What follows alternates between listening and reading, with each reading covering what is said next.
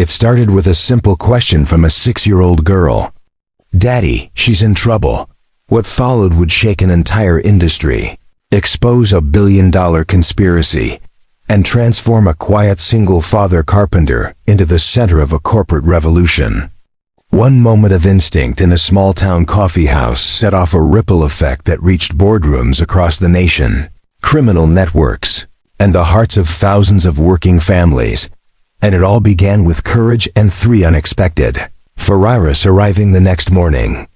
Drevin Thorsell never imagined that teaching his daughter, callous about helping others, would thrust him into a deadly game of corporate espionage.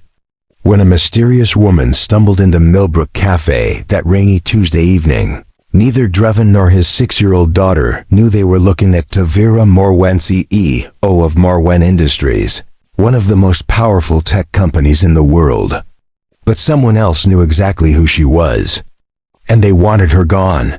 Before we jump back in, tell us where you're tuning in from, and if this story touches you, make sure you're subscribed, because tomorrow, I've saved something extra special for you. The gentle hum of rain against the windows of Millbrook Cafe created a soothing backdrop that Tuesday evening, masking the tension that would soon shatter the peaceful atmosphere. Drevin Thorsell sat in his usual corner booth, fingers wrapped around a ceramic mug of black coffee that had gone lukewarm 20 minutes ago. His calloused hands, permanently stained with wood stain and honest work, told the story of a man who built things with his own strength. Across from him, 6-year-old Kayla swung her legs beneath the red vinyl seat, her small fingers carefully arranging sugar packets into what she called tiny white soldiers.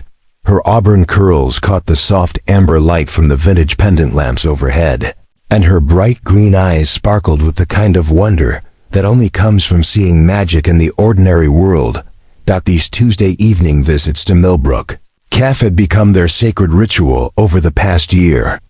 After Drevin finished his carpentry work for the day and picked Kayla up from her after-school program, they would drive the winding road from Thornwick Valley into the small downtown district of Millbrook. The cafe, nestled between Harper's Used Books and a small flower shop called Petals and Pine, felt like stepping into a different era. The walls were lined with exposed brick, adorned with local artwork and vintage photographs of the town's founding families. Mismatched wooden tables and chairs gave the space a homey, eclectic feel that Drevin appreciated. This wasn't some corporate chain with sterile efficiency and rushed service. This was Millbrook Cafe, where Betty knew everyone's order, where the pie was homemade daily, and where a single father could sit with his daughter without feeling judged or rushed. Drevin watched Khalees build her sugar packet fortress, marveling at how she could find joy in the simplest things. Her imagination was boundless, inherited perhaps from her mother Sarah, who had passed when Kayla was just 3. Sarah had been the dreamer in their relationship, the one who saw potential where others saw problems, who believed in happy endings even when life seemed determined to prove otherwise. Now Drevin carried that responsibility alone, determined to nurture that same sense of wonder and optimism in their daughter while keeping her safely grounded in reality. It was a delicate balance, protecting her innocence while preparing her for a world that wasn't always kind to dreamers. The cafe's evening crowd was typical for a Tuesday. A few university students hunched over laptops in the corner, their textbooks spread across small tables like battle plans. An elderly couple sharing a slice of apple pie, their conversation flowing with the comfortable rhythm of decades together. A businessman in a wrinkled suit nursing his 3rd cup of coffee while scrolling through emails on his phone, clearly delayed by the weather. Betty Martinez, the cafe's owner and primary waitress, moved between tables with the practiced grace of someone who had been serving coffee and comfort for over 2 decades. Her silver hair was pulled back in a neat bun, and her apron bore the cheerful stains of a day spent crafting lattes and plating sandwiches. She had known Drevin since he was Callus's age, back when his grandfather used to bring him here for hot chocolate and stories about the old days. "How's the construction on the Pemberton house coming along?" Betty asked as she refilled Drevin's coffee cup. The steam rising like small prayers in the warm air. Should be finished by next week, Drevin replied, his voice carrying the quiet satisfaction of work well done. Mrs. Pemberton wants custom built-ins for her library. Real cherry wood, hand-carved details. It's the kind of project you don't see much anymore. Betty nodded approvingly. Your grandfather would be proud. He always said you had the hands for fine work. Drevin's grandfather had been the one to teach him carpentry, passing down not just the technical skills, but the philosophy behind the craft. Measure twice, cut once, the old man used to say. And remember, son, you're not just building furniture or fixing houses. You're building trust, creating something that will outlast you, something that families will pass down through generations. That philosophy had guided Drevin through his toughest times, including the dark months after Sarah's death, when he wondered if he could raise Kayleigh alone. The steady rhythm of saw and hammer, the satisfaction of transforming raw lumber into something beautiful and functional, had been his anchor during those storms. Daddy, look, Calla said, interrupting his thoughts. She had arranged her sugar packet soldiers into a perfect circle. They're protecting the castle. She pointed to the sugar dispenser in the center. That's a mighty fine castle guard, Drevin said, leaning forward to examine her work with the seriousness it deserved. What are they protecting the castle from? Kellis considered this carefully, her small face scrunched in concentration.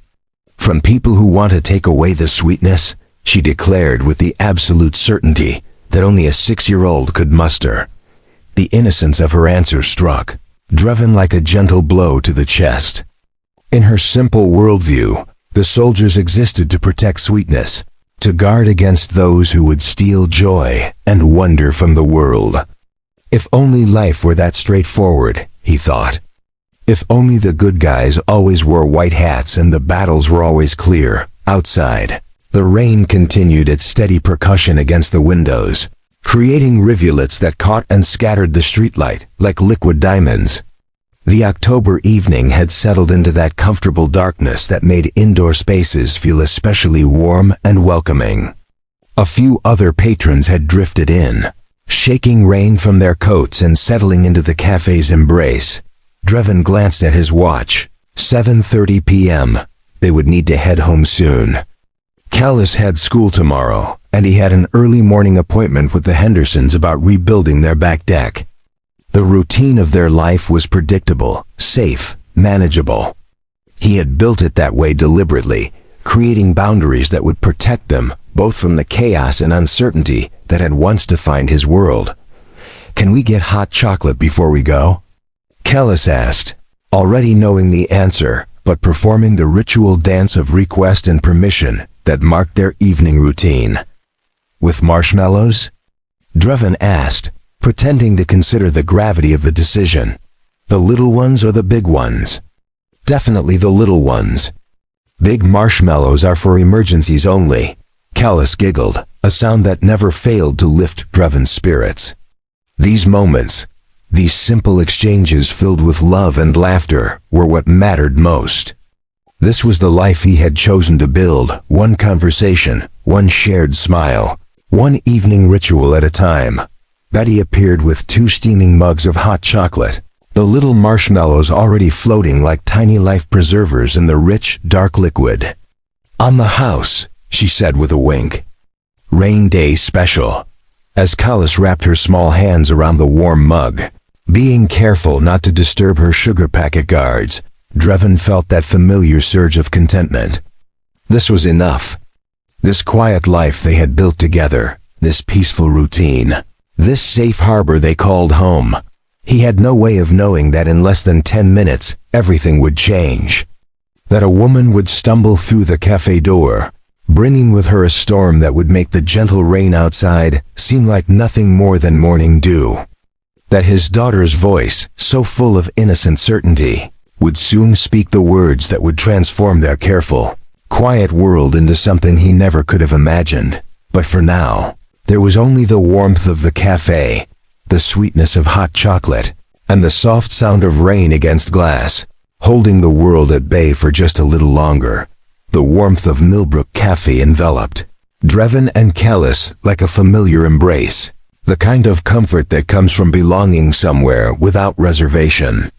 This corner booth in the back section had unofficially become theirs over the past year, positioned perfectly to observe the gentle theater of small-town life while maintaining enough privacy for their father-daughter conversations. Drevin savored these moments, watching Kellis navigate her hot chocolate with the intense concentration of a surgeon performing delicate work. She had developed a system. First, count the marshmallows to ensure equal distribution, then sip carefully around the edges to avoid disturbing their careful arrangement, finally using her spoon to guide them into perfect formation for the final few sips. "Daddy, why do grown-ups always look so worried?" Kellis asked suddenly, her question emerging from that mysterious place where young minds make connections that adults have forgotten how to see. Drevin followed her gaze across the cafe, taking in the scene with fresh eyes. The businessman in the corner was indeed frowning at his phone, his shoulders hunched with tension. Two women at a table near the window spoke in hushed, urgent tones over barely touched coffee cups. Even Mrs. Abernathy, the retired librarian who usually radiated calm authority, seemed distracted as she stirred her tea with unusual vigor. Preparing and narrating this story took us a lot of time, so if you are enjoying it, subscribe to our channel, it means a lot to us. Now back to the story. Well, sweetheart, sometimes grown-ups forget to notice the good things because they're too busy worrying about the difficult things, Drevin said, choosing his words carefully. He had learned to navigate these philosophical discussions with Kellis, who had an uncanny ability to ask questions that cut straight to the heart of human nature. "But worrying doesn't fix anything, does it?" she observed with startling clarity. "No, it doesn't. But sometimes people worry instead of taking action because taking action feels scary." Kellis nodded solemnly, as if this made perfect sense to her. "Like when I was scared to ride my bike without training wheels, but then I did it, and it wasn't scary anymore." "Exactly like that," Drevin agreed, marveling once again at his daughter's ability to distill complex truths into simple, actionable wisdom. Their conversation was interrupted by the arrival of Tommy Hendricks, a fellow carpenter who worked primarily on the new housing developments sprouting up around Millbrook's expanding borders. Tommy slid into the booth across from them, his work clothes bearing the same honest stains that marked Drevin's daily uniform. "Evening, Drevin."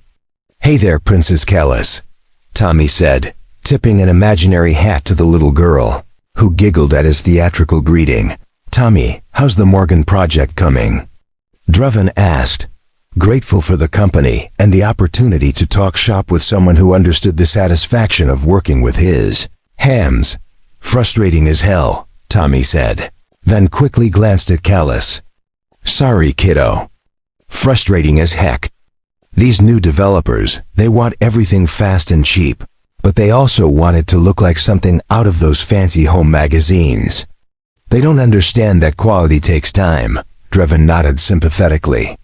He had made the deliberate choice to work primarily on renovation and custom projects, preferring to work with homeowners who appreciated craftsmanship over speed. It meant less money sometimes, but it also meant he could take pride in every joint, every finish, every detail that would bear his reputation for decades to come. "Mrs. Pemberton showed me the design for her library built-ins yesterday," Drevin said. Hand-drawn sketches from her grandfather's workshop notes. The man was a true artisan. Dovetail joints, hidden hardware, wood selected not just for appearance, but for how it will age and develop character over time. "That's the difference," Tommy agreed. "People like Mrs. Pemberton understand that they're not just buying furniture. They're investing in something that will become part of their family story.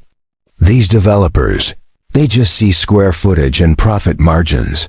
Kellis had been listening to their conversation with the serious attention she gave to all adult discussions, occasionally nodding as if she understood the deeper implications of their trade philosophies.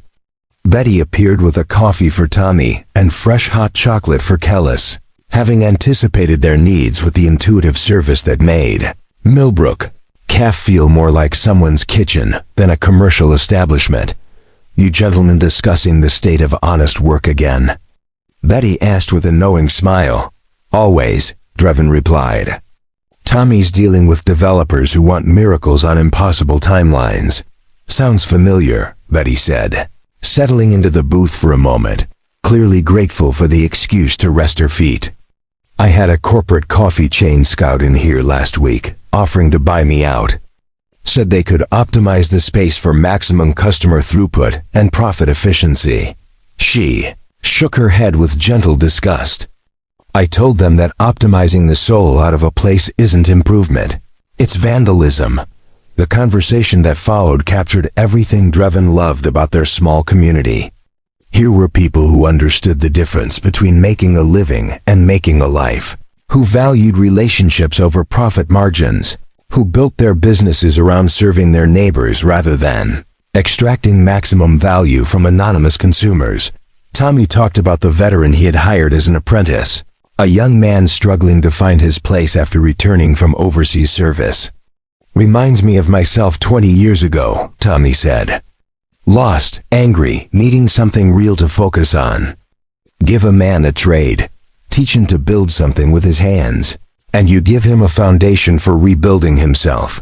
Betty shared stories of the students who treated the cafe as their study hall, how she had watched them progress from anxious freshmen to confident graduates, how some of them still stopped by years later to share news of their careers, their marriages, their own young families. Drevin found himself thinking about his own journey, how carpentry had provided structure during his wildest years, how meeting Sarah had given him a reason to build a stable future, how losing her had nearly broken him before Callis reminded him that some things are too precious to abandon, no matter how much they hurt. "Daddy makes beautiful things," Callis announced suddenly, apparently deciding that the adults needed to understand this fundamental truth about her father. "He sure does, sweetheart," Betty agreed warmly. "Your daddy fixed my kitchen cabinets last spring, and they're still the prettiest cabinets in Millbrook. He's teaching me how to make a jewelry box for my treasures," Callis continued, warming to her subject. "With secret compartments and everything." "Secret compartments?" Tommy asked with exaggerated amazement. "That sounds like advanced carpentry to me." "It's not that advanced," Callis said seriously. "You just have to think about where someone would want to hide something special, and then you make a place for it."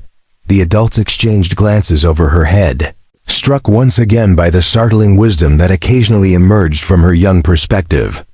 Where someone would want to hide something special, and then you make a place for it. It was perhaps the most accurate description of what made a house become a home that any of them had ever heard. As the evening progressed, their corner of the cafe became a small island of community connection. Other patrons occasionally joined the conversation, Mrs. Chun discussing her plans for a reading garden behind the library, young Pastor Williams sharing his vision for a youth center that would give local teenagers a safe place to gather, Dr. Sarah Hendricks talking about the mobile clinic she hoped to establish for elderly residents who had difficulty traveling to medical appointments. These were the conversations that reinforced Drevin's choice to build his life in Millbrook.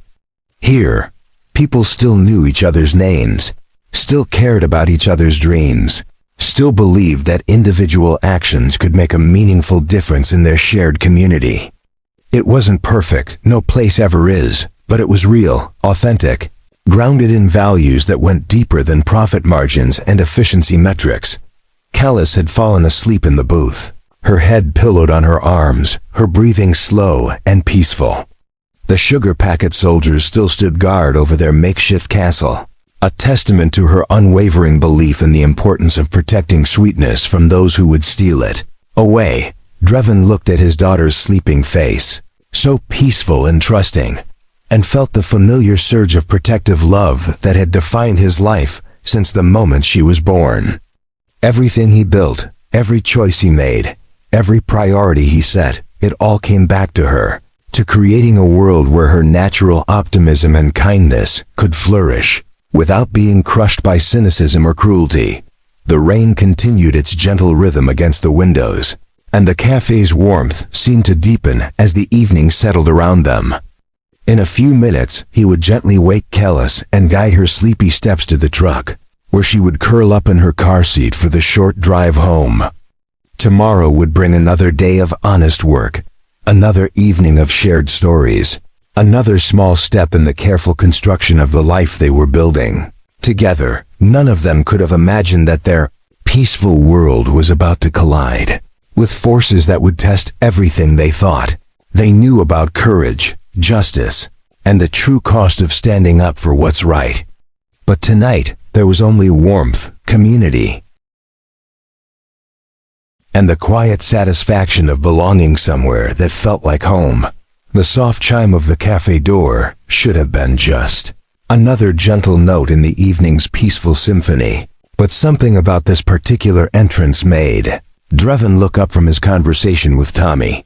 3 men stepped into Millbrook Cafe, and immediately the atmosphere shifted, like the atmospheric pressure drop that precedes a severe storm. They weren't dressed like the usual evening patrons, where most people who came to Betty's Cafe wore the comfortable clothes of small-town life: flannel shirts, worn jeans, practical footwear. These 3 men were wrapped in expensive suits that seemed out of place under the warm amber lighting. Their shoes gleamed with the kind of polish that suggested they had never walked on anything more challenging than polished marble floors, but it wasn't their clothes that triggered Drevin's instincts. It was their eyes. Cold, calculating, constantly scanning the room as if cataloging weaknesses and escape routes. These were predators, and Drevin's protective instincts, honed by years of keeping Calais safe in an unpredictable world, immediately went on high alert. The tallest of the 3, a man with salt and pepper hair and the kind of practiced smile that never reached his eyes, approached Betty at the counter. His voice carried the smooth authority of someone accustomed to getting his way through intimidation dressed as courtesy. "Good evening," he said, his tone pleasant but somehow threatening. "We're looking for someone who might have stopped in here tonight." A woman, about 5'6", dark hair, probably looking nervous or distressed. Betty's response was immediate and protective. She had been serving this community for over 20 years, and she knew the difference between legitimate concern and predatory hunting. "I'm sorry, but I don't discuss my customers with strangers," she said firmly. The man's smile tightened almost imperceptibly. "Perhaps you misunderstood. We're with Cromwell Security Consulting. This woman is in considerable danger, and we're here to help her."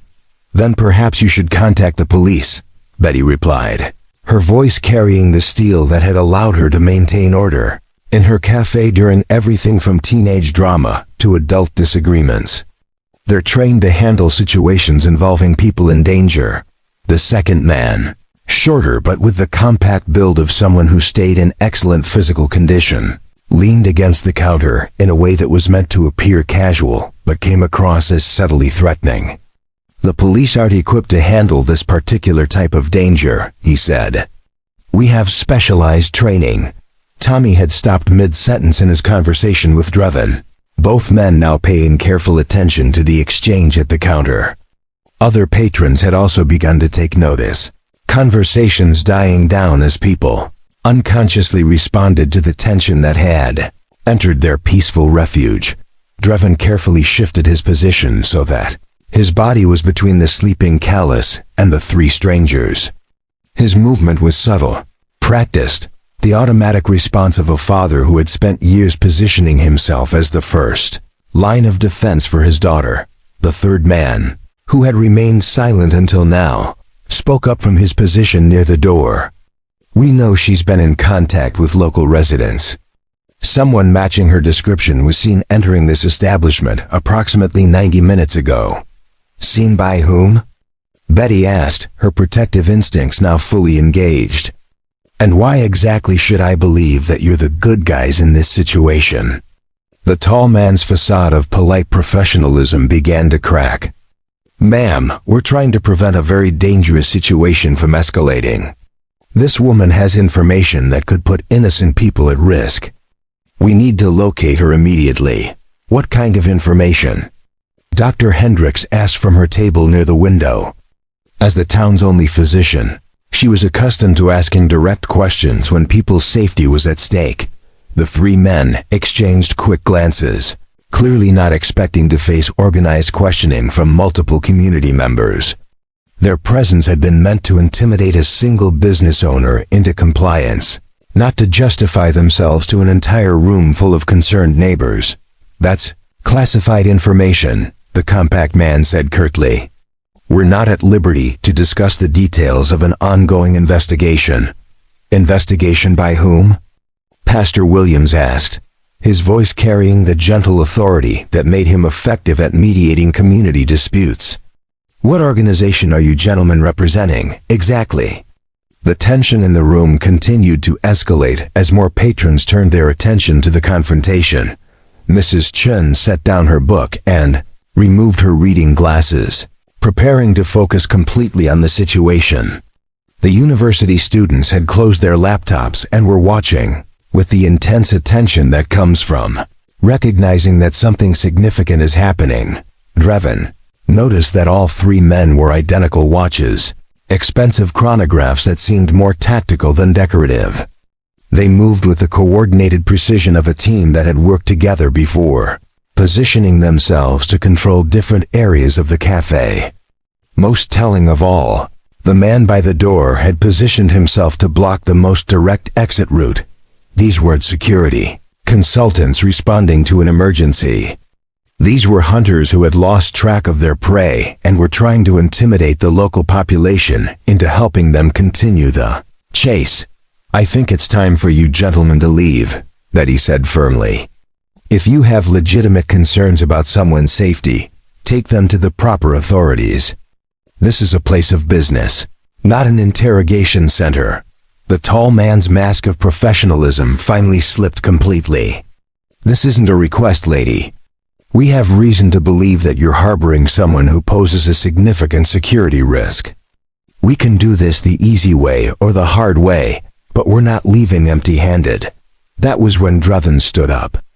Not quickly, not aggressively, but with the deliberate, measured movement of someone who had made a decision and was preparing to act on it. Tommy immediately followed his lead, recognizing the shift in his friend's demeanor. "Actually," Drevin said, his voice carrying the quiet authority of someone who wasn't looking for trouble, but wouldn't back down from it either, "I think Betty made herself pretty clear. This is her establishment, and she's asked you to leave." The compact man turned to face Drevin directly, clearly sizing him up as a potential threat. "This doesn't concern you, Carpenter. Stay out of it and nobody gets hurt." The casual mention of Drevin's profession confirmed what he had already suspected. These men had done their homework, probably identifying and researching every regular patron of the cafe. They weren't just looking for one woman. They were prepared to intimidate an entire community to get what they wanted. "When strangers come into our neighborhood and start threatening our friends, it becomes our concern," Tommy said, stepping up beside Drevin. "Maybe it's time for you boys to move along." The atmosphere in the cafe had transformed completely. What had been a peaceful evening of community connection had become a tense standoff between locals and outsiders, between people protecting their neighbors and predators, hunting their quarry. Dr. Hendricks had quietly moved to a position where she could reach her phone quickly if medical assistance became necessary.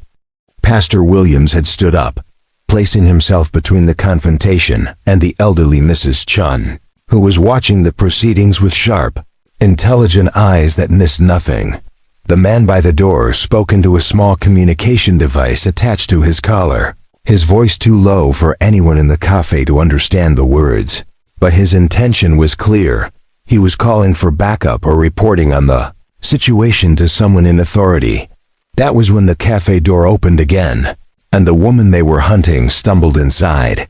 She was exactly as the tall man had described, about 5'6", dark hair pulled back in a messy ponytail, wearing clothes that suggested she had been traveling hard and fast. But what struck Drevin immediately wasn't her appearance. It was her eyes. They held the particular combination of exhaustion and desperate determination that he recognized from his own mirror. During the darkest days after Sarah's death, this was someone who had been running, not from justice, but toward it. Someone who had sacrificed everything safe and comfortable in her life to do what she believed was right, and was now facing the terrible cost of that choice. The woman took one look at the three men and immediately understood her mistake. She had walked directly into the trap they had set for her, and now she was surrounded by predators in a room full of innocent people who could become collateral damage in whatever confrontation was about to unfold. Her eyes swept the room quickly, taking in the faces of the community members who had unconsciously arranged themselves into a protective formation around Betty's counter. When her gaze met Dreven's, he saw something that made his decision for him. She wasn't asking for help. She was apologizing for bringing danger into this peaceful place where families came to share hot chocolate and neighbors came to connect with each other. She was preparing to sacrifice herself to protect people she had never met, because that was the kind of person she was. That was when Kellis woke up, took one look at the scene unfolding around their booth, and whispered the words that would change everything. "Daddy, she's in trouble." The words hung in the air like a challenge thrown down by innocence itself, cutting through all the adult complexity and political maneuvering to expose the simple, undeniable truth of the situation. Kellis had awakened to find their peaceful cafe transformed into something resembling a standoff, and her 6-year-old moral compass had immediately identified the essential reality. Someone needed help. Someone needed help. Dreven looked down at his daughter, who was now sitting up in the booth, her auburn curls disheveled from sleep, her green eyes wide with concern but not fear. Even at 6 years old, Kellis possessed an uncanny ability to see through surface complications to the heart of any situation. She didn't understand corporate espionage or security consultants or whatever larger forces were at play here. She simply saw a woman who was afraid and men who were causing that fear. "Daddy, she's in trouble," Kellis repeated, more urgently this time, her small hand reaching out to grasp Dreven's wrist. "Look at her face. She's scared, just like I was when I got lost at the county fair, remember?" The comparison hit Dreven like a physical blow. He did remember that day, 3 months ago, when Kellis had wandered away from him in the crowded fairgrounds and spent 20 terrifying minutes convinced she would never find her way back to safety. When he had finally located her, she had looked exactly like the woman standing frozen in the cafe doorway, exhausted, desperately hopeful, and trying to be brave in the face of overwhelming circumstances. The woman in question had pressed herself against the door, as if she might somehow melt through it and disappear. Her dark eyes darted between the 3 men and the exit, calculating odds that clearly weren't in her favor. She wore simple jeans and a navy sweater that had seen better days, and carried a worn leather messenger bag clutched against her chest like armor, but it was her posture that told the real story. This wasn't someone running from consequences of her own making. This was someone who had discovered something terrible and was trying to do the right thing about it, despite the personal cost. Dreven recognized the particular way she held herself, the stance of someone who had accepted that doing what's right might require sacrificing everything safe and comfortable in her life. The tall man who appeared to be the leader of the 3-person hunting party noticed the woman at the same moment Kellis spoke. His cold smile returned, but now it carried genuine menace rather than false courtesy. "Tavira," he said, and the way he pronounced her name made it sound like a verdict. "There you are. You've caused us quite a lot of trouble tonight." So her name was Tavira. Dreven filed that information away while continuing to process the dynamics of the situation. The use of her first name suggested a familiarity that went beyond professional. Hunting these people had worked together before, or at least knew each other well enough to dispense with formal courtesy. "Marcus told us you'd probably run to ground somewhere like this," the compact man added, gesturing dismissively at the cafe's warm, welcoming atmosphere. "Someplace cozy and civilian, where you could hide behind innocent people. The contempt in his voice when he said innocent people told Drevin everything he needed to know about how these three viewed the community members they were prepared to threaten and intimidate. To them, the regular patrons of Millbrook Cafe weren't human beings with their own rights and dignity. They were simply obstacles, to be moved or leveraged to be used. Tavira straightened her shoulders, and when she spoke, her voice carried a strength that belied her exhausted appearance. I'm not hiding behind anyone. I came here because I needed to think, and this seemed like a place where people still believed in common decency. Common decency doesn't pay the bills, sweetheart, the third man said from his position by the door. And it definitely doesn't protect you from the consequences of stealing proprietary information. I didn't steal anything, Tavira said firmly. I documented criminal activity and reported it through proper channels. The fact that those channels were compromised doesn't make me a thief, the exchange revealed, layers of context that helped Drevin understand the stakes involved. This wasn't just about one woman running from corporate security. This was about someone who had discovered wrongdoing, tried to report it legitimately, and found herself targeted for elimination when the people she trusted turned out to be part of the problem. Betty had moved closer to the phone behind her counter, her hand hovering near the receiver as she calculated whether calling the police would help or escalate the situation. Dr. Hendricks had positioned herself where she could assist if anyone got injured, while Pastor Williams had begun moving the elderly Mrs. Chun toward the back exit, just in case things went badly. But Kellis was still focused on the essential moral question that adults seemed determined to complicate with considerations of safety, legality, and political complexity. She tugged on Drevin's sleeve again, more insistently this time. Daddy, are we going to help her? She asked, her voice carrying the assumption that of course they would help, because helping people was what good people did when they encountered others in trouble. The question hung in the cafe air like a bell that couldn't be unrung. Every person in the room, community members and predators, alike understood that this 6-year-old had just articulated the choice that would define not just the next few minutes, but the kind of people they were and the kind of community they had built together.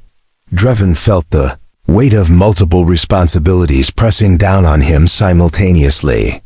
His primary obligation was to protect Kellis, to ensure that his daughter didn't become collateral damage in whatever conflict these strangers had brought into their peaceful refuge. But he also felt the pull of the values he had tried to instill in her through years of bedtime stories and everyday examples. The belief that strong people protect weak people, that right and wrong aren't negotiable based on convenience, that sometimes standing up for others is worth accepting personal risk. He looked around the cafe at the faces of his neighbors and friends, people who had become his chosen family in the years since Sarah's death. Betty, who had never charged him for the countless cups of coffee during those early months when he could barely afford groceries and needed human connection more than caffeine. Tommy, who had shared carpentry jobs and helped him learn to balance single parenthood with running his own business. Dr. Hendricks, who had taken care of Kellis through every childhood illness with the gentle competence that made her beloved. Throughout the community, these people had created something precious here, a space where individuals mattered, where neighbors looked out for each other, where a single father and his daughter could find acceptance and support without having to prove their worth or navigate complex social hierarchies. It was the kind of community that existed only when people were willing to stand up for shared values, even when standing up involved personal risk. The tall man was getting impatient with the extended silence. "This is a private matter," he announced to the room. "Everyone just needs to mind their own business, and nobody gets hurt." But that was exactly wrong, Drevin realized. This couldn't be a private matter anymore, because the moment these three had brought their hunt into Millbrook Cafe, they had made it everyone's business. They had violated the sanctuary of the community gathering place, threatened Betty's authority in her own establishment, and demonstrated their willingness to intimidate innocent people to achieve their goals. Most importantly, they had done all of this in front of Kalis, who was now waiting for the adults around her to demonstrate whether the values they had taught her through words and stories would hold up when tested by real-world pressures. "Daddy?" she said again, more quietly this time, but with complete trust that he would make the right choice. Drevin looked down at his daughter's face, so full of faith in him and in the basic goodness of the world they had built together. Then he looked at Tavira, who was still pressed against the door, resigned to facing whatever came next but refusing to compromise others in her struggle for survival. Finally, he looked at the three predators who had invaded their community space and were now demanding that everyone ignore their conscience and abandon a person in need because it would be more convenient and safer to do so. The choice, when he saw it clearly, wasn't really a choice at all. Drevin stood up slowly, placing himself between his daughter and the three strangers, but also between Tavira and the men who were hunting her. His movement was deliberate, unmistakable in its meaning, and it sent ripples of decision through the room as other community members recognized what was happening and began to choose their own positions. "Kalis is right," he said, his voice carrying the quiet authority of a man who had made peace with the consequences of his decision. "She's in trouble. And we don't abandon people who are in trouble, especially not in our own neighborhood." The words once spoken changed everything. The peaceful Tuesday evening at Millbrook Cafe was over, and whatever came next would test everything they thought they knew about courage, community, and the price of standing up for what's right. The moment Drevin spoke those words, the atmosphere in Millbrook Cafe shifted from tense standoff to something far more dangerous and decisive. He had crossed the invisible line between observer and participant, between someone hoping trouble would pass them by and someone willing to stand directly in its path. The three hunting predators immediately recognized the change, their body language shifting from casual intimidation to focused threat assessment. The tall man's cold smile vanished entirely, replaced by the calculating expression of someone reassessing his tactical situation. "You're making a very serious mistake, Carpenter," he said, his voice dropping to the low, controlled tone that preceded violence.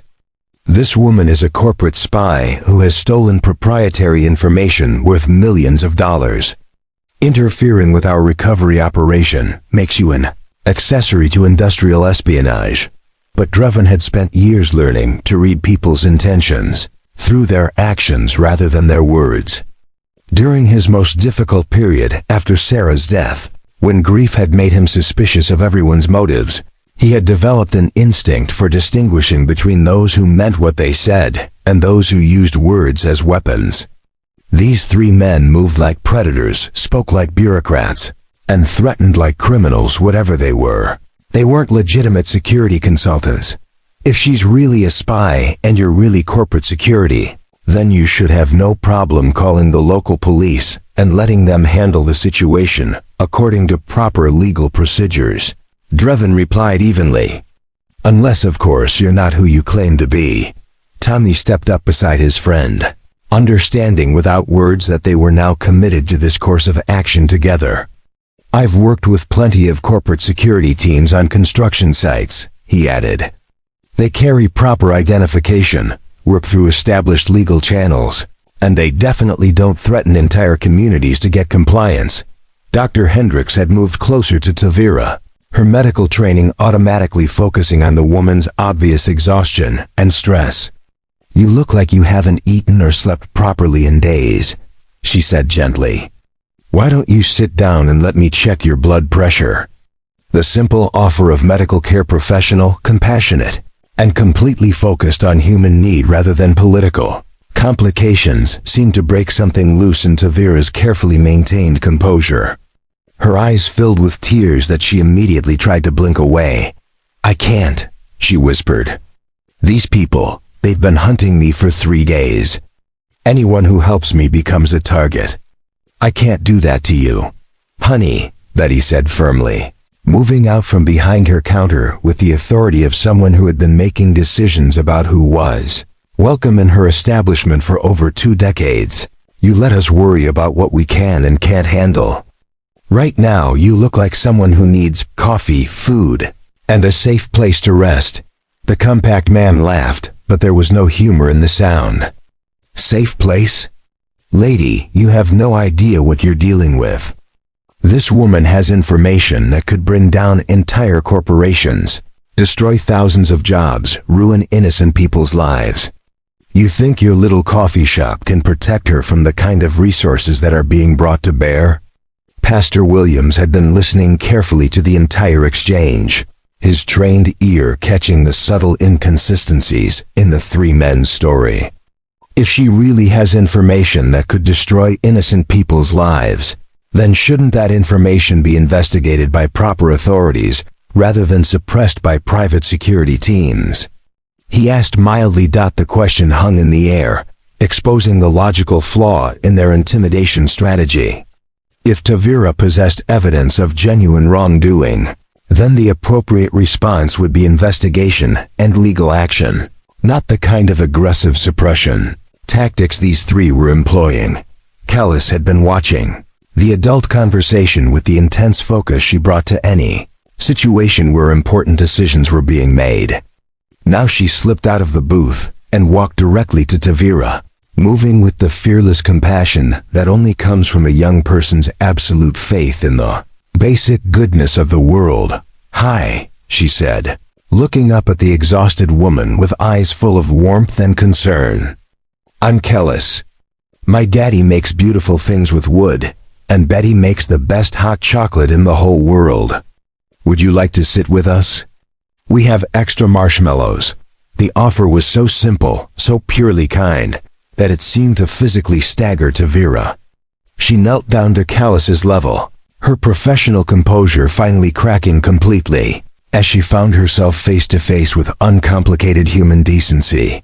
"That's very kind of you, sweetheart," she said softly. "But these men are right about one thing. I am in serious trouble, and being around me might not be safe for you and your daddy." Callis considered this with the serious attention she gave to all important information, then nodded as if reaching a conclusion. "Daddy always says that keeping people safe is more important than being safe," she announced. "And you need keeping safe right now." The 6-year-old's moral clarity cut through every adult complexity and political calculation in the room, reducing the entire situation to its essential truth. Someone needed help, and helping people was what good people did, regardless of personal risk or inconvenience. Drevin felt his heart swell with pride at his daughter's courage, even as his protective instincts screamed warnings about the danger she was potentially walking into. This was the moment every parent fears and hopes for simultaneously, the moment when your individual becomes strong enough to make their own moral choices, even when those choices involve risk. The man by the door had grown tired of the extended discussion. "Enough," he said curtly, reaching inside his jacket for what was undoubtedly a weapon of some kind. "We have authorization to use whatever force is necessary to complete this recovery operation. Stand aside or deal with the consequences." That was when Drevin's training kicked in, not military training, which he had never possessed, but the deeper, more fundamental training that comes from years of working with dangerous tools, navigating hazardous job sites, and learning to stay calm under pressure when other people's safety depends on your decisions. He moved with deliberate precision, placing himself directly between the armed man and Callis, while simultaneously positioning his body to shield both his daughter and Tavira. His movement wasn't aggressive or challenging, it was simply immovable, the stance of someone who had decided where he would stand and would not be moved from that position by threats or force. "Tommy," he said quietly, never taking his eyes off the 3 predators, "would you mind escorting Callis to the kitchen area? I think Betty might have some special cookies back there that need taste testing." Tommy understood immediately, moving to gather Callis and guide her toward the relative safety of the cafe's back areas. But Callis resisted, her small hand reaching out toward Tavira with the stubborn determination that Drevin recognized as his own temperament reflected in miniature. She should come too, Callis insisted. Everyone should come. We can all have cookies together, and maybe these men will remember how to be nice. The innocent suggestion that sharing cookies might somehow transform predators into reasonable people would have been laughable, if not for the absolute sincerity with which it was offered. Callis genuinely believed that human goodness was stronger than human cruelty, and that even the most dangerous situations could be resolved through kindness and shared humanity. Her faith was about to be tested in ways that no 6-year-old should ever have to experience. The tall man had clearly reached the end of his patience with community discussion and moral philosophy. "This is your final warning," he announced to the room. "Anyone who interferes with our operation will be considered a hostile combatant and dealt with accordingly." Betty moved to the phone behind her counter, but the compact man was faster, vaulting over the counter with surprising agility and placing his hand over the receiver before she could dial. "No police," he said firmly. "This is a matter of national security, and local law enforcement doesn't have the clearance to handle classified information." The claim was obviously fabricated. If this really were a legitimate national security operation, they would have proper identification, legal warrants, and official support rather than threats and intimidation. But the implications were clear. These three were prepared to prevent any outside intervention by whatever means necessary. Dr. Hendricks had quietly moved to a position where she could reach her cell phone, but the man by the door noticed her movement and shook his head meaningfully. The message was unmistakable. Any attempt to call for help would result in immediate escalation to violence. The cafe that had been a sanctuary of community warmth and connection just minutes earlier had been transformed into a trap, with innocent people caught between predators and their prey. Every person in the room now faced the same choice Dreven had made: submit to intimidation and abandon someone in desperate need, or stand up for their values regardless of personal cost.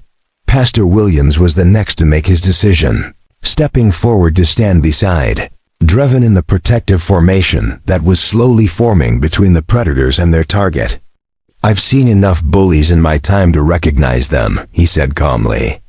"Real security professionals don't threaten communities or prevent people from calling for legal assistance." Mrs. Chun, despite her age and apparent fragility, moved to join them as well, her eyes sharp with the intelligence that had made her a formidable educator for 4 decades before her retirement.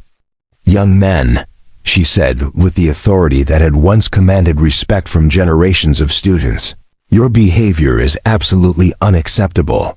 You will leave this establishment immediately, or we will make you leave. Or we will make you leave." One by one, the community members who had come to Millbrook Cafe for nothing more than coffee, conversation, and connection found themselves choosing between safety and values, between self-preservation and standing up for what they knew was right. 3 predators found themselves facing not just one stubborn carpenter, but an entire community that had decided to protect one of their own, even though Tavira wasn't actually one of their own yet. She was simply someone in trouble who had stumbled into their sanctuary, and that was enough. The standoff had reached its crucial moment.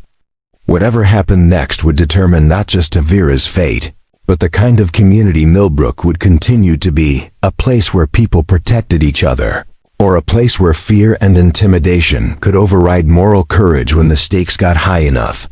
Dreven looked down at Callis, who was still holding Tavira's hand with complete trust that the adults around her would find a way to make everything turn out right. Her faith in their collective goodness was about to be tested by fire, and he prayed that they would prove worthy of her trust. The threshold had been crossed. There was no turning back now. The standoff in Millbrook Calf reached its breaking point when the sound of powerful engines cut through the tension like thunder rolling across a clear sky. 3 vehicles pulled into the small parking lot outside, not the unmarked sedans or tactical vans that might accompany a legitimate security operation, but 3 gleaming Ferrari 488 GTBs in midnight black, their engines purring with barely contained power. The arrival was so unexpected, so completely at odds with the modest small-town setting that everyone in the cafe, predators and community members, alike turned to stare through the rain-streaked windows at the automotive spectacle unfolding outside. "What the hell?" the compact man muttered, his professional composure cracking as he watched three figures in expensive suits emerge from the supercars with military precision. Tavira's reaction was immediate and telling. Instead of the fear or resignation that had marked her demeanor since arriving at the cafe, her posture straightened, her chin lifted, and suddenly she looked less like a hunted fugitive and more like someone accustomed to command authority in high-stakes situations. "About time," she said quietly, her voice carrying the strength that made everyone in the room reassess their assumptions about who she really was. The lead Ferrari's driver stepped through the cafe door with the confident bearing of someone who had never doubted their welcome anywhere. He was tall, impeccably dressed in a charcoal suit that probably cost more than Dreven's monthly income, and when he spoke, his voice carried the crisp authority of executive privilege.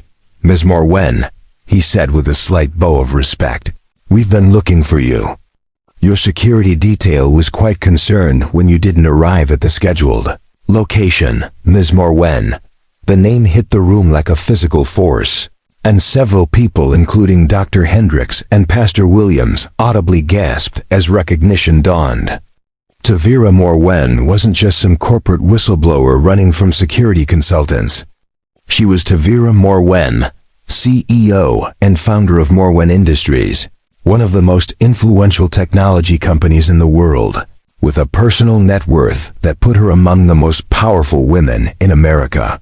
Betty's coffee cup slipped from her nerveless fingers, shattering against the floor in a cascade of ceramic fragments and liquid that seemed unnaturally loud in the suddenly silent cafe. The woman she had been ready to defend with motherly ferocity, the exhausted fugitive she had offered coffee and sanctuary, was someone who could have bought the entire town of Millbrook without denting her quarterly earnings statement. The three original predators had gone pale, clearly recognizing that their intimidation tactics had just escalated from corporate harassment to something approaching assault on one of the most legally protected individuals in the country. The tall man who had been their spokesman took an involuntary step backward, his confident demeanor evaporating as he realized the magnitude of his miscalculation. "There's been a misunderstanding," he began, his voice now carrying a desperate edge of panic. "We were told she was an industrial spy, someone who had stolen proprietary information. We were just trying to recover stolen assets." The Ferrari driver, clearly head of Tavira's actual security detail, regarded the three men with the kind of cold, professional assessment that police officers reserve for particularly stupid criminals. "You were told incorrectly," he said with deadly quiet. "Ms. Morwen is the victim of corporate espionage, not the perpetrator. She's been gathering evidence of systematic fraud within her own company, carried out by individuals who apparently thought they could intimidate her into silence." Tavira stepped forward, and suddenly the exhausted, frightened woman was gone, replaced by the executive presence that had built a technology empire from a single innovative idea. When she spoke, her voice carried the kind of authority that moved stock markets and reshaped entire industries. "Gentlemen," she said, addressing the three men who had been hunting her with the cold politeness reserved for particularly incompetent subordinates, "I believe we need to have a conversation about your employment status. My legal team will be very interested in discussing your methods of persuasion." The transformation was so complete, so startling, that Callis tugged on her father's shirt and whispered loudly enough for everyone to hear, "Daddy, is she a secret princess?" The innocent question broke some of the tension in the room, drawing scattered chuckles from the community members who were still processing the revelation. Dreven knelt down to his daughter's level, trying to find words that would help a 6-year-old understand what they had just witnessed. "Not a princess, sweetheart," he said gently, "but someone very important who was in trouble and needed our help, and we helped her."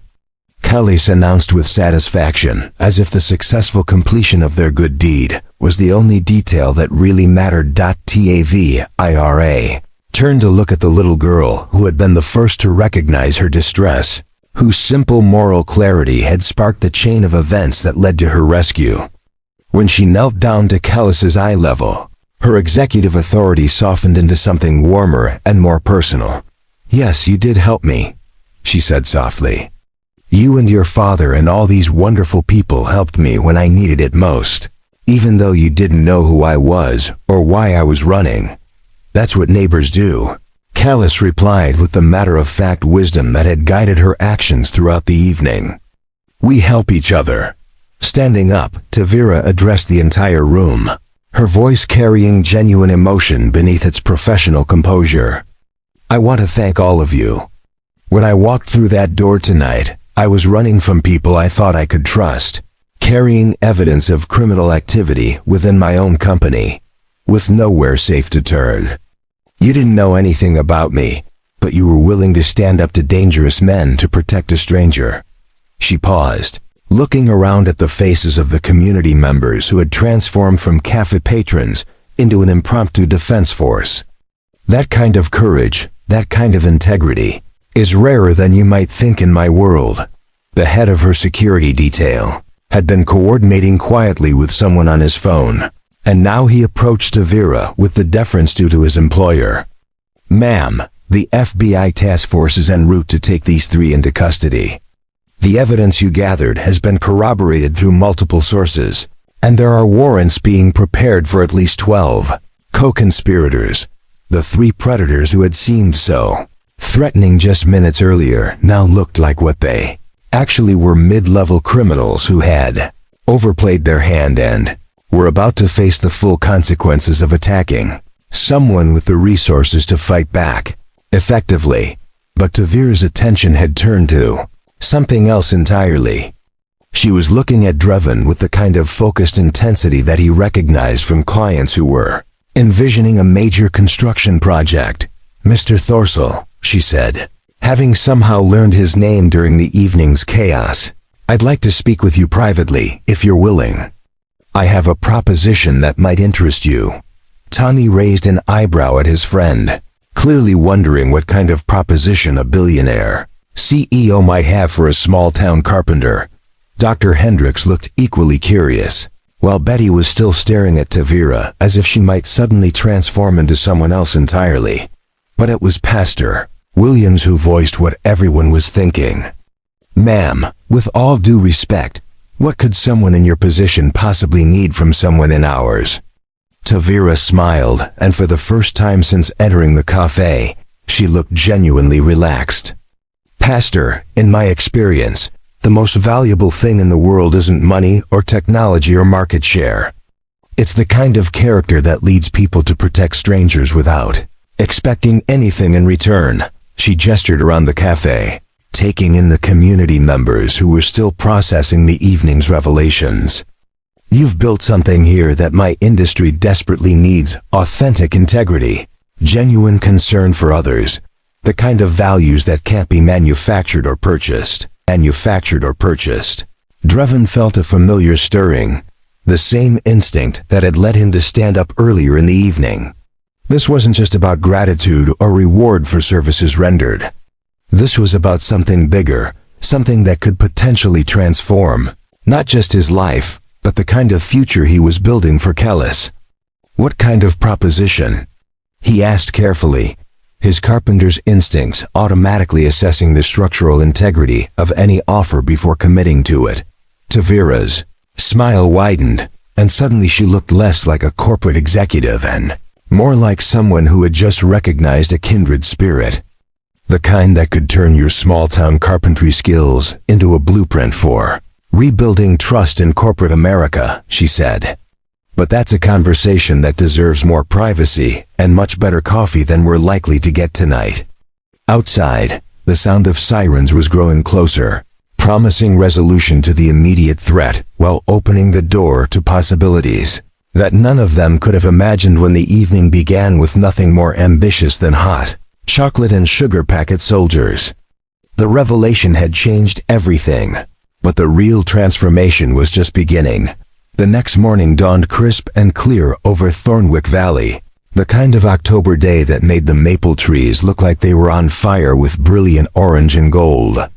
Drevin stood in his workshop behind the house, running his hands over a piece of cherry wood that would become part of Mrs. Pemberton's library built-ins. But his mind was still processing the surreal events of the previous evening.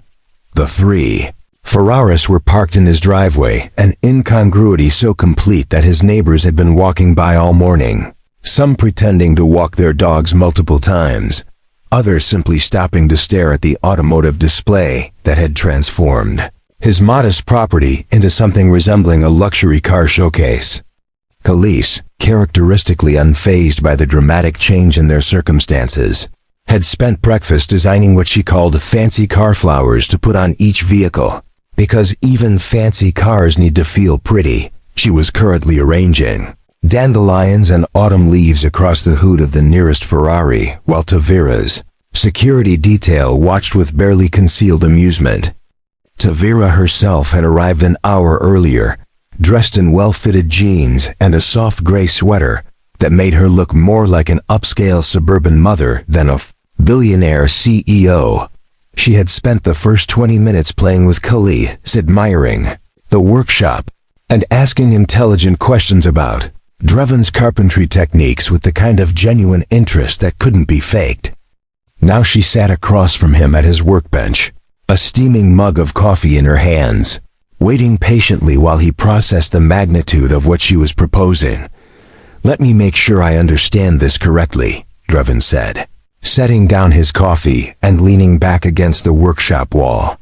"You want to create a network of community-based technology centers, staffed by local craftspeople and trade workers, designed to teach digital skills through hands-on projects that actually matter to the communities they serve."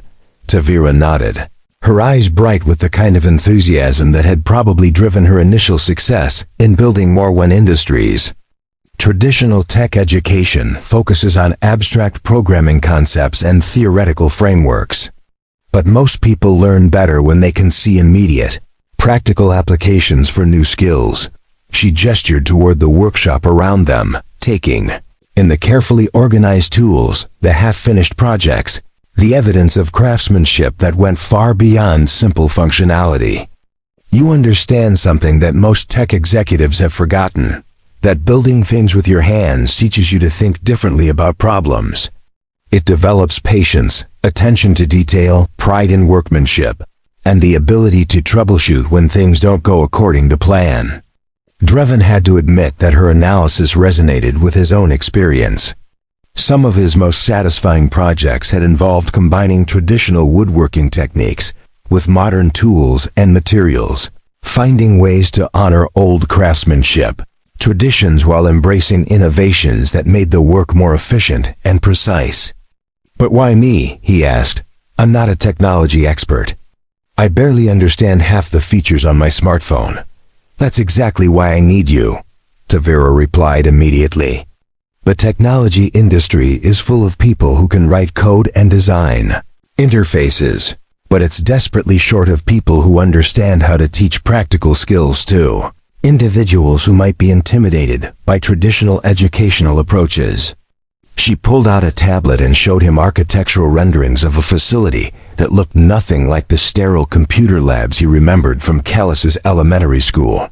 Instead, it resembled a high-end workshop with stations that combined traditional crafting tools with cutting-edge digital fabrication equipment. Imagine teaching someone to design furniture using 3D modeling software, then actually building the pieces using CNC routers and laser cutters, she explained. Or helping local small business owners understand e-commerce by creating their own websites to showcase products they make with their own hands.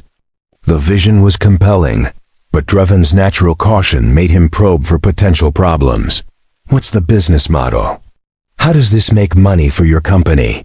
Tavira's expression grew more serious, and he caught a glimpse of the strategic thinking that had built her empire. "Honestly, the direct financial return is minimal. But the indirect benefits could be enormous. We're facing a crisis of trust in the technology industry. People feel like tech companies extract value from their communities without giving anything meaningful back. She paused, sipping her coffee while choosing her words carefully. The corporate espionage I uncovered isn't just about stealing trade secrets or manipulating stock prices. It's part of a broader pattern of tech companies treating local communities as resources to be exploited rather than partners to be supported. And you think community workshops will solve that problem? Drevin asked, not skeptically, but genuinely curious about her reasoning. I think they're a start, she replied.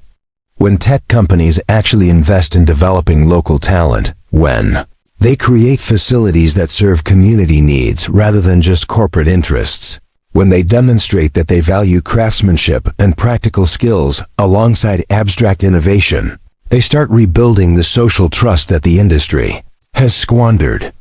Through the workshop window, Drevin could see Kayla showing one of the security guards how to make a proper leaf crown.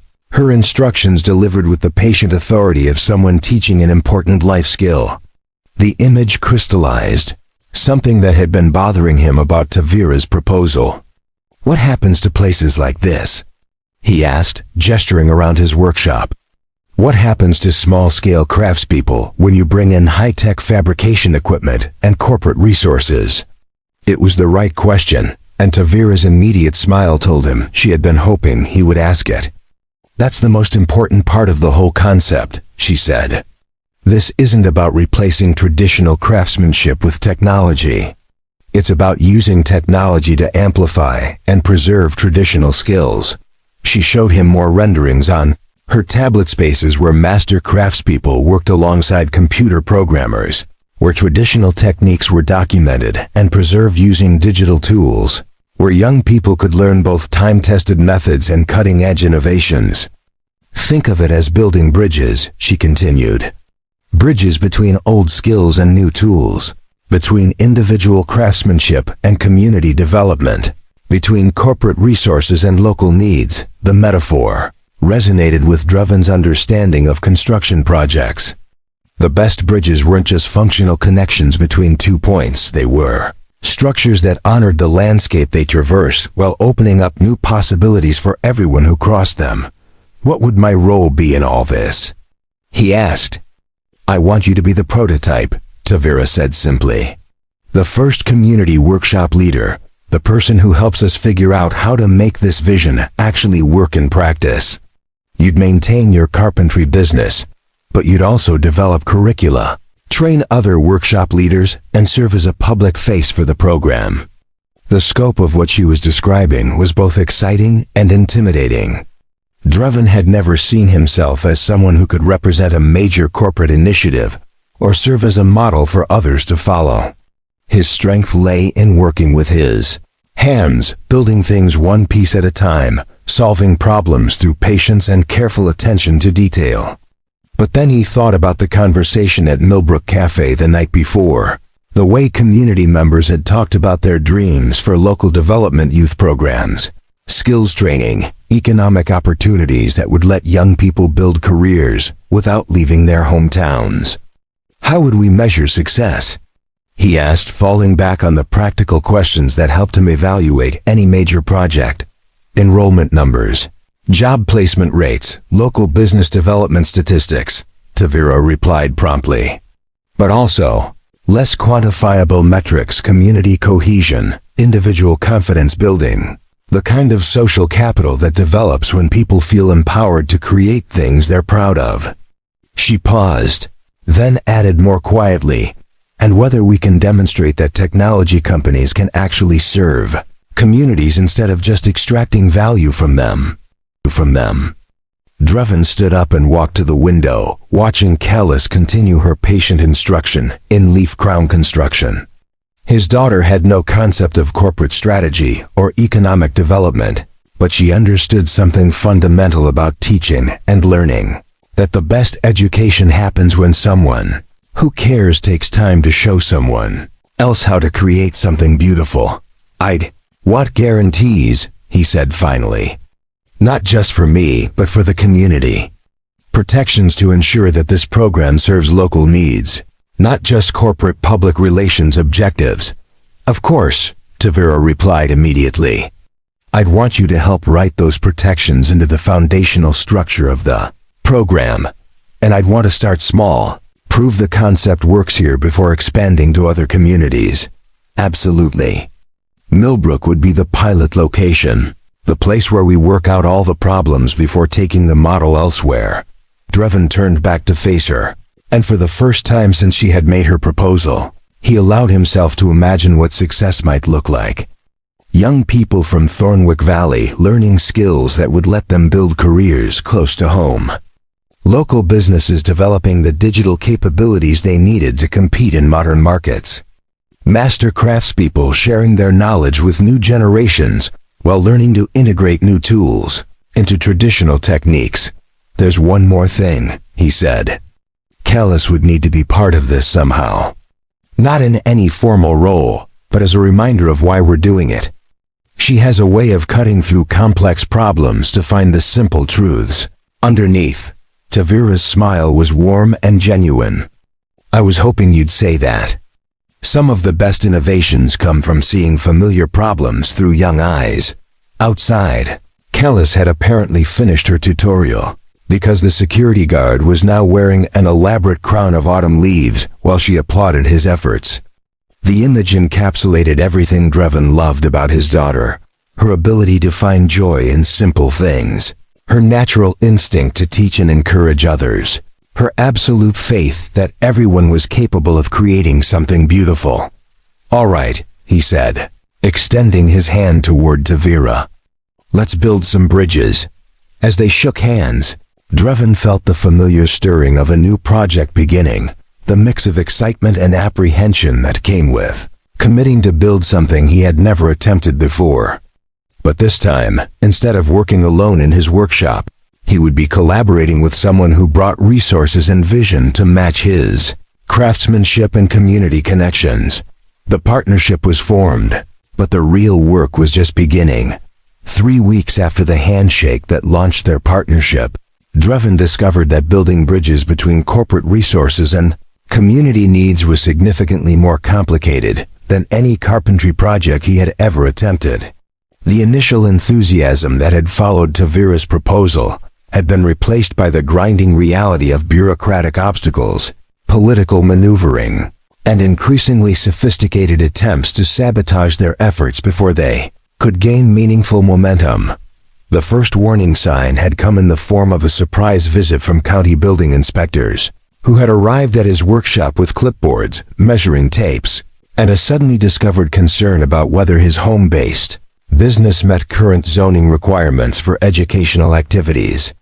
The inspection had been thorough, invasive, and clearly designed to find violations rather than ensure compliance.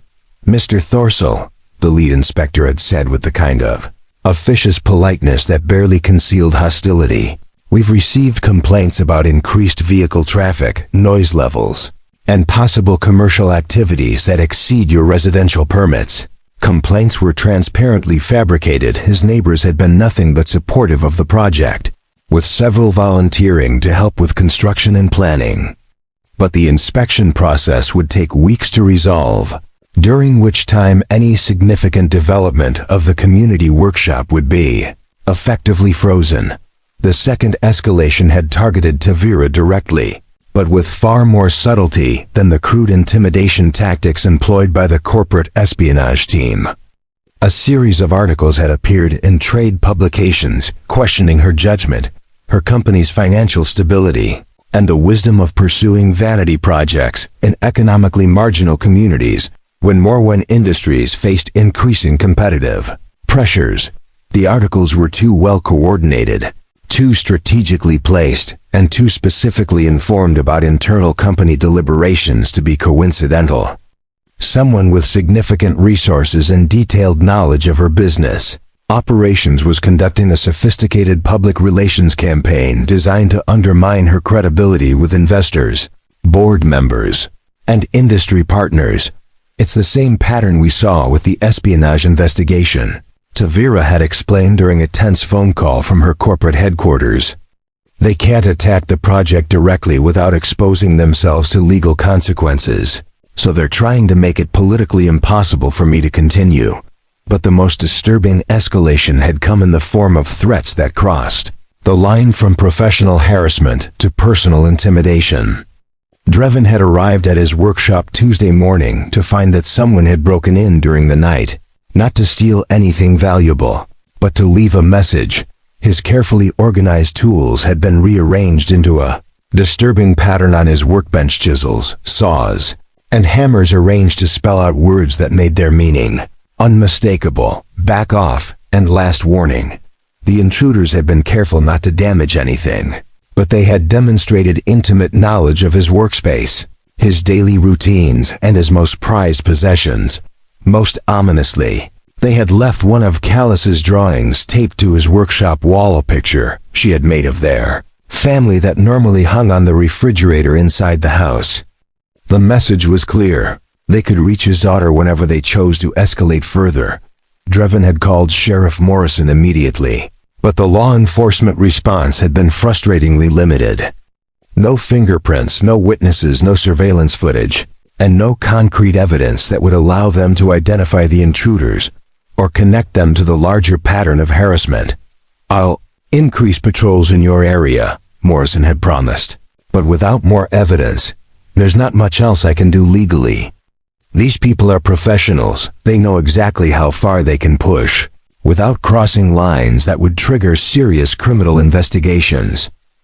Crossing lines that would trigger serious criminal investigations." Sheriff's assessment had been confirmed that same afternoon when Callis's elementary school had received an anonymous call claiming that Drevin was involved in dangerous activities that might put students at risk. The call had been brief, untraceable, and carefully worded to trigger mandatory reporting procedures that would require school administrators to investigate before they could be cleared to continue normal operations, Mr. Thorsell, Principal Watson had said during their emergency meeting, her voice heavy with regret. "I know this is completely unfounded, but we have protocols we're required to follow whenever we receive reports of potential safety issues involving students or parents.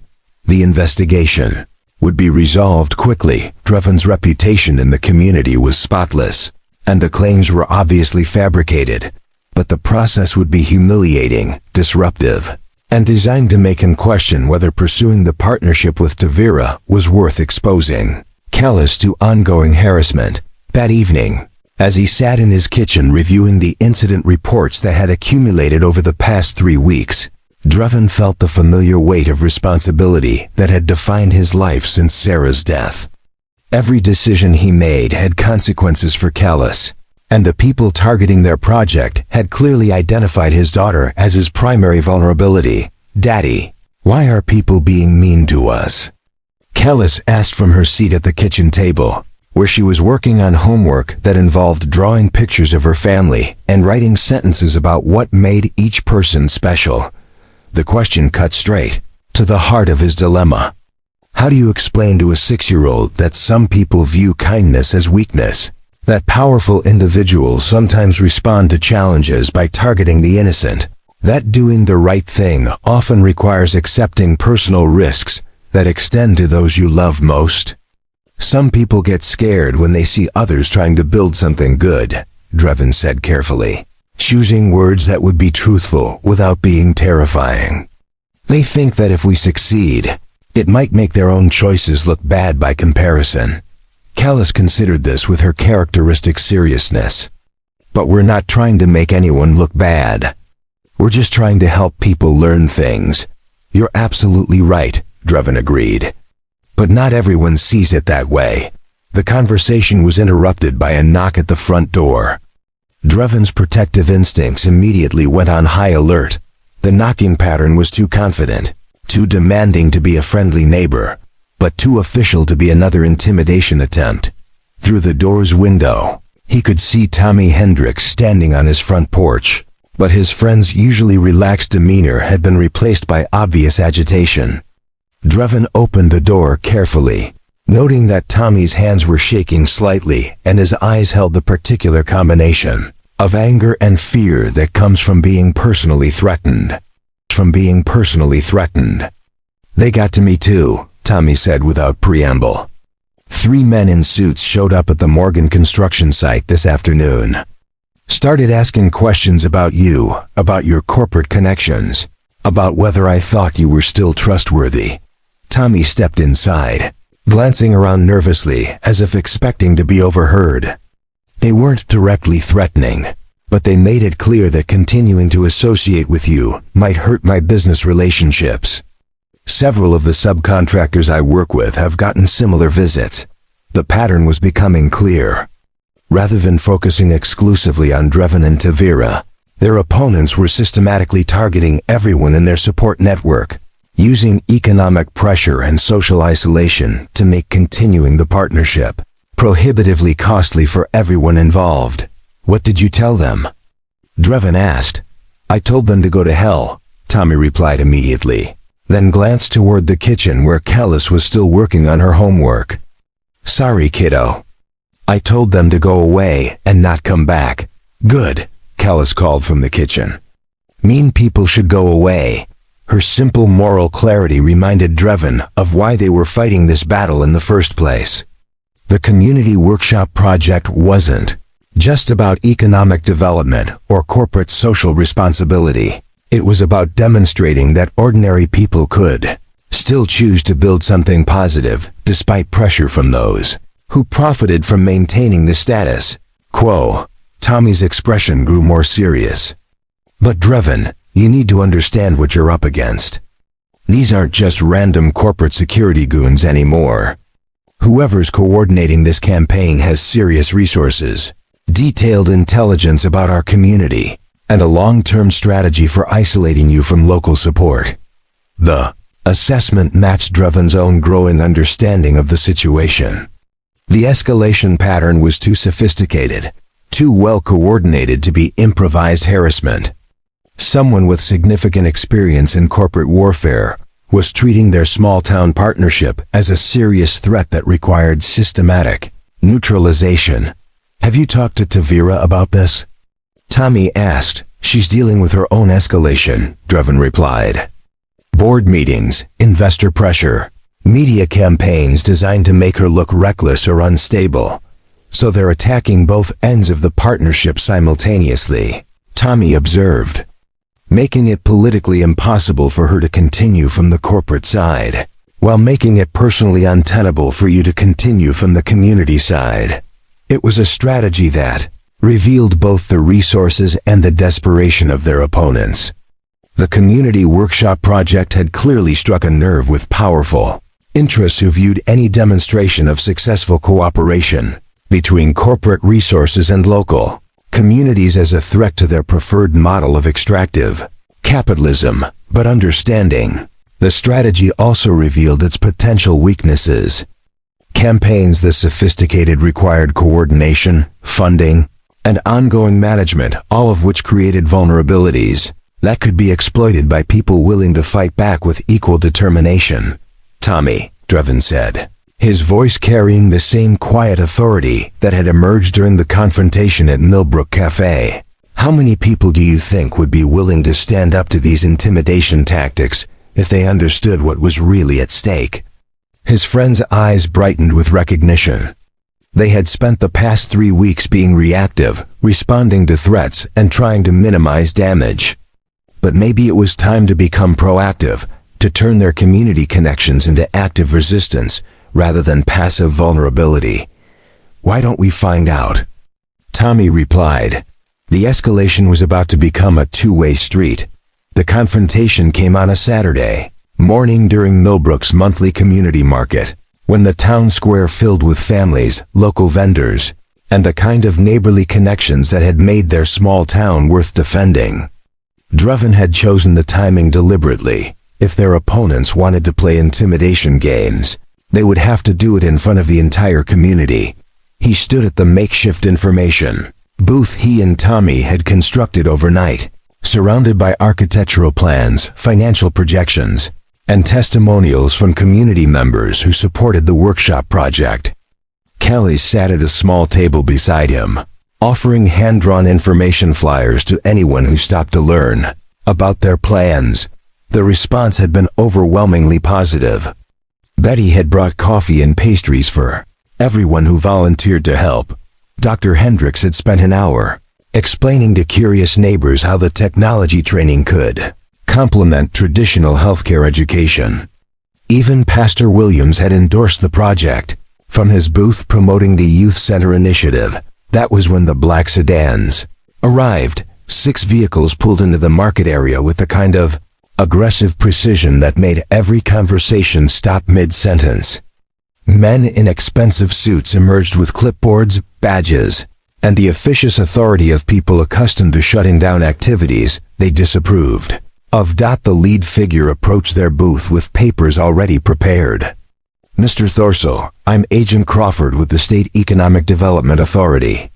We have reports of unauthorized commercial activities being conducted without proper permits or environmental assessments. The timing was perfect, too perfect to be coincidental. Someone had coordinated this intervention to occur during maximum public visibility, designed to humiliate Drevin and demonstrate that community support meant nothing when faced with official authority." "What specific commercial activities?" Tommy asked, stepping up beside his friend. "Unlicensed educational services, potential violation of child safety regulations, and preliminary construction activities that exceed residential zoning allowances," Crawford replied, reading from his clipboard with practiced bureaucratic detachment. Accusations were carefully crafted to sound serious while being vague enough to avoid specific legal challenges. More importantly, they were designed to trigger lengthy investigation processes that would effectively kill the project through bureaucratic strangulation. Betty moved closer to the booth, her maternal instincts activated by the threat to someone she had claimed as family. "These men have been harassing this community for weeks," she announced loudly enough for nearby vendors to hear. "This isn't about permits or regulations. This is about powerful people trying to intimidate us into abandoning something good." Her words carried across the market square, and suddenly other community members began gathering around the booth. Dr. Hendricks brought her entire family. Pastor Williams left his youth center display to join the growing crowd. Even Mrs. Chun, despite her age, walked slowly but deliberately to stand with her neighbors. Crawford clearly hadn't expected organized community resistance. His carefully planned bureaucratic intimidation was designed to isolate Drevin and force him to fight alone against official authority. But the people of Millbrook had spent 3 weeks watching their neighbors face escalating harassment, and they had reached their own conclusions about who represented genuine community interests. "Agent Crawford," Pastor Williams said with the calm authority that made him effective at mediating disputes, "could you show us your official identification and explain exactly which agency authorized this investigation?" The question cut straight to the heart of the intimidation strategy. Crawford produced credentials that looked official but refused to allow close examination. His responses about authorization became increasingly vague when pressed for specific details. That was when Tavira arrived. She stepped out of a modest sedan, not one of the Ferraris, but a vehicle that wouldn't attract attention, accompanied by a woman in a sharp business suit who carried herself with unmistakable legal authority. "Agent Crawford," Tavira said clearly, her voice carrying across the now silent market square. "I believe you know my attorney, Sarah Martinez from the State Attorney General's office. She has some questions about the authority under which you're operating." The transformation in Crawford's demeanor was immediate and telling. The confident bureaucratic authority evaporated, replaced by the nervous uncertainty of someone who had just realized his carefully planned operation was unraveling in the most public way possible. Martinez stepped forward with documents of her own. "Mr. Crawford, we've been investigating reports of fraudulent official actions targeting this community. I'm afraid we're going to need to examine your credentials and speak with your supervisor about the legal basis for this." Intervention. The crowd of community members had grown to include most of the market vendors and their families. Children pressed close to their parents, sensing the importance of the moment even if they didn't understand the specific details. And at the center of it all, Callis stood up from her small table. "Excuse me," she said in her clear 6-year-old voice, addressing Crawford directly. "Are you here to help people or hurt people?" The question hung in the morning air like a bell that couldn't be unrung. In 6 simple words, Callis had articulated the choice that everyone present understood they were witnessing, between those who used authority to build communities and those who used it to tear them down. Crawford looked around at the faces surrounding him, community members who had chosen to stand together rather than be intimidated separately. His carefully planned operation had become a public exposure of the tactics being used against their neighbors. Within an hour, the fraudulent agents had been escorted away by actual law enforcement. The truth about the harassment campaign began spreading through social media and local news. And the community workshop project, rather than being shut down by intimidation, had gained the kind of public support that would make future interference politically impossible. The battle was won, but the victory belonged to everyone who had chosen to stand together. 5 months later, the Millbrook Community Technology Workshop buzzed with the kind of productive energy that comes from people discovering they're capable of creating things they never thought possible. The converted warehouse space hummed with the sounds of 3D printers, laser cutters, and traditional hand tools working in harmony, while laughter and conversation filled the spaces between the mechanical rhythms.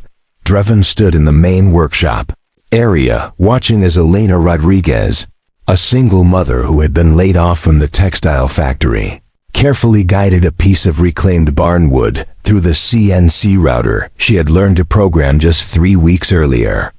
She was creating custom cutting boards with intricate designs that she would sell at farmers markets throughout the region, transforming her unemployment into entrepreneurial opportunity. Got at the next station, 16-year-old Marcus Thompson worked alongside retired machinist Frank O'Brien, combining traditional metalworking techniques with computer-controlled precision to restore vintage engine parts.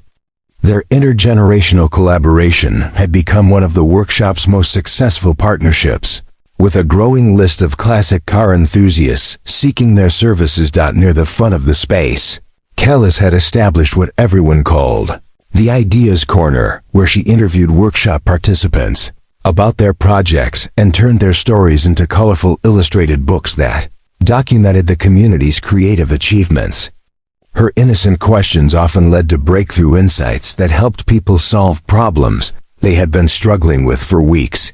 "Daddy, look what Mrs. Patterson made," Callis announced, holding up an intricate jewelry box crafted from locally sourced maple. She said it's for keeping dreams safe until they're ready to come true. The metaphor captured everything the workshop had become, a place where people's dreams were protected and nurtured until they could manifest as tangible reality. What had started as Tavira's vision of bridging corporate resources with community needs had evolved into something far more profound, a demonstration that technology could amplify human creativity rather than replace it. The success had exceeded everyone's most optimistic projections. The pilot program had attracted attention from educational institutions, economic development agencies, and technology companies seeking authentic ways to contribute to community growth. Requests for similar workshops had come from over 40 communities across 12 states, each eager to adapt the Millbrook model to their own local needs and resources. Tavira arrived for her weekly site visit, no longer the exhausted fugitive who had stumbled into their cafe that October evening, but a leader who had discovered that corporate success meant nothing without genuine social impact. She had restructured Morwen Industries around the principle that technology companies should serve communities rather than extracting value from them, and the workshop network had become the flagship demonstration of that philosophy. "How's our pioneer doing?" she asked, joining Drevin near the community bulletin board where local success stories were posted. alongside upcoming classes and collaborative project announcements. "Still learning something new every day," Drevin replied, watching as Alina successfully completed her cutting board design and began planning her next, more ambitious project. Turns out that teaching people to combine traditional skills with modern tools doesn't just create better products, it creates more confident people. Their relationship had deepened over the months of working together, built on shared values and mutual respect, rather than dramatic rescue scenarios. Romance had emerged naturally from partnership, the kind of love that develops between people who discover they're building toward the same vision of what the world could become. Kelly's had been the first to recognize what the adults were too cautious to acknowledge. "Are you and Miss Tavira going to be a family now?" She had asked one evening, with the directness that cut through all adult complexity to reach essential truths. The question had led to conversations about building a life together, about creating a home where business success and community service weren't competing priorities, but complementary aspects of the same commitment to making the world better for the next generation. As the afternoon workshop session concluded, participants gathered in the community space for coffee and the informal sharing that had become as valuable as the technical training. Stories were exchanged, problems were solved collaboratively, and connections were made that would last long after specific projects were completed. Tommy approached with the day's statistics: enrollment numbers that continued climbing, job placement rates that exceeded state averages, and most importantly, testimonials from participants who had discovered capabilities they never knew they possessed. "You know what the best part is?" Tommy said, gesturing toward the diverse group of community members who were planning their next creative ventures. "Nobody calls this a corporate initiative anymore. It's just what we do here: help each other build the lives we want to live." That evening, as the workshop settled into quiet and the last participants headed home to families and dreams that had grown larger since morning, Drevin and Tavira sat with Kellis in the ideas corner, planning the illustrated book that would tell the story of how a simple question in a small cafe had grown into a movement that was transforming communities across the country. "What should we call it?" Kellis asked, her crayon poised over the cover page. Drevin and Tavira exchanged glances, both thinking of that October night when everything changed because a 6-year-old recognized that someone was in trouble and believed that helping was always the right response. "How about what neighbors do?" Tavira suggested. Kellis nodded approvingly and began to write, her careful letters spelling out the truth that had started everything. Neighbors help each other, communities protect their own, and sometimes the smallest acts of kindness create the largest transformations. Outside, Millbrook settled into evening quiet, but the ripples continued spreading outward, carrying the message that ordinary people armed with extraordinary compassion could indeed change the world. One workshop, one partnership, one moment of courage at a time. Up next, you've got 2 more standout stories right on your screen. If this one hit the mark, you won't want to pass these up. Just click and check them out. And don't forget to subscribe and turn on the notification bell so you don't miss any upload from us.